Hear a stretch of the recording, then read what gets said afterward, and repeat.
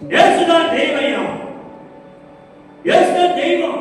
ஏனென்றால் அவர் நம்முடைய பாவங்களுக்கு, அக்கிரமங்களுக்கு அவர்தான் அழிக்கப்பட்டார், மரித்தார், உயிரோடு எழுந்தார், மறுபடியும் வருவார். கிறிஸ்துவ பிள்ளைங்க பார்த்தீங்கன்னா அழகான பிள்ளைகள், நல்ல பிள்ளைகள். ஞானத்தை பயன்படுறதுனால தங்களை தாங்களே அறிந்து கொண்டிருக்கிறார்கள். சேராத நண்பரோடு சேர்கிறார்கள், போகாத இடத்துக்கு போய் கொண்டிருக்கிறார்கள், செலவு செய்யக்கூடாது என்று செலவு செய்து கொண்டிருக்கிறார்கள். கர்த்தருக்கு பயப்படுவதிலே ஞானத்தினால் அன்பில்லாதவன் தேவனை அறியார். கிறிஸ்து இல்லை என்று சொன்னால் நாம் வெறுமையாக இருப்போம். பாவத்தை வெறுக்கணும் சொல்லி நமக்கு கற்றுக் கொடுத்திருக்கிறார். தேவனுடைய பிரமாணங்களை நாம் என்ன செய்ய வேண்டும்? கடைபிடிக்க வேண்டும்.